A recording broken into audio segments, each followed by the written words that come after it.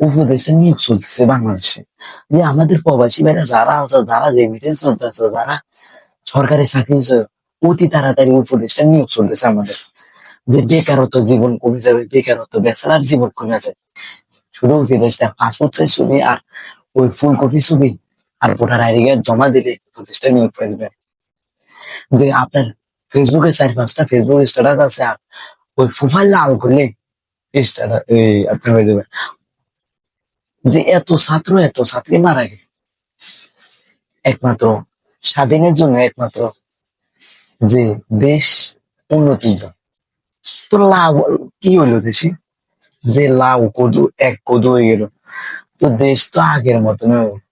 তো এই দেশ স্বাধীন করে লাভ হলো কি?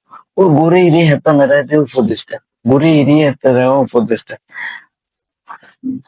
আমি কাশিম কাকারে ফোন দিত, হ্যালো কাকা। আরে কাকা, খুব বিজি ছিলাম আজকে, ওই উপদেশটা নিয়ে চলতেছে তো। আরে আমার জন্য না, ওই রাকিবের জন্য। রাকিবের বলছিল কি, রাকিবের বলে উপদেশটার জন্য নিয়োগ চলতেছে। যে রাকিবের বলছি তুই সারাদিনে তোর ফোনে পাই না, এখন তুই করতে পারিস। এত করছে কি, এত বলে মোবাইলে চার্জ ছিল না, এখন এত বলে উপদেশটা নিয়োগ, এতে দূর এত প্রবাসী।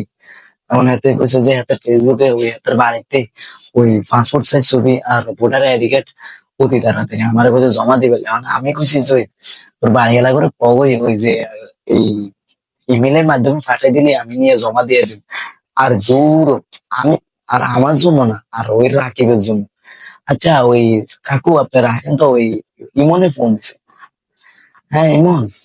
আর দূর ও কাকালাও কথা কইছিলাম ওই ইমনের ব্যাপারে। ইমন নাকি ওই উপদেষ্টা নাই যে কাগজপত্র জমা দিও মানে বলি যে, আর ও উপদেষ্টা ডল যাইতেছে বাংলাদেশে।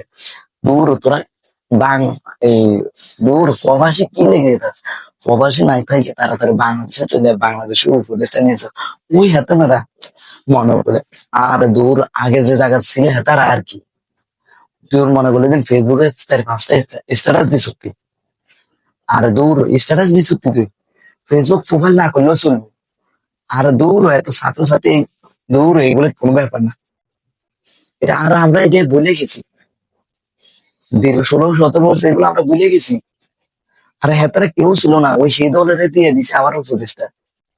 আরে এত কত দরকার নেই। আচ্ছা তুই রাখ, আমারে ওই পারবে যে না পারবে যা ওই রাখি। ইমনে ফোন দিয়েছিল তো, ওই উপদেশটা নিয়ে চলতেছে বাংলাদেশে, দল যাইতেছে।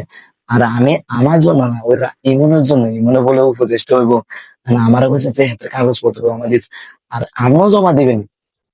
এত মানুষ যদি জমা দেয় কেমনে হইব, কার থাকবে? আচ্ছা দেখ, আমরাও জমা, আমরা কোনায় আছে, আর আমরা তো নোয়াখালীতে আছি না, আমি জানি। আর আমরা তাড়াতাড়ি জমা দিই দেখ, আমি ওই ইমেলের মাধ্যমে পাসপোর্ট ছবি আর বড় ভোটার আইডি কার্ড আমরা হারাই দিই। আচ্ছা আমি জমা দিয়ে দেবো, দরকার হলে সমস্যা নাই। আরে সমস্যা নাই, এখন ওই হেদল আপনি যদি, আরে দূর আপনার আন্দোলনে গেছেন বা না গেছেন এটা কোনো ব্যাপার না। আরে ছাত্রছাত্রী কইকে গেছে আর এগুলা সমস্যা নাই। আবারে দূর ওই হেদলের উপদেশটা নিয়ে হয়েছে যে, আরে দূর এত কিছু চিন্তা ভাবনা করে যদি এখন উপদেশটা নিয়ে চলতেছে অতি তাড়াতাড়ি আপনি অ্যাপ্লাই করেন। আচ্ছা ঠিক আছে এখন রাখি। এখন আমরা যে আমাদের উপদেশটা, নতুন উপদেশটা তৈরি হয়েছে, দুইটা তো উপদেশটা থাকা সত্ত্বেও যে এই দলের উপদেশটা কিভাবে তৈরি, কিভাবে দাঁড়ায়, তো দেশ কি হলো? ডাইলে খিচুড়ি তো আবার তৈরি করে দিলে। যে ওই ডাইল খিচুড়ি, আমরা যে সকালবেলা খিচুড়ি করি ডাইল আর আলু দিয়ে, ওই সাইল দিয়ে আমরা খিচুড়ি পাকাই। তো আমরা দিই নেই, ভাত খেলাম, রাত্রে ডাইল খিচুড়ি করে দিলাম। তো লাউ কত সবাই। তো আমাদের উপদেশটা নিয়ে এসছো কাকে নিয়ে আসবো?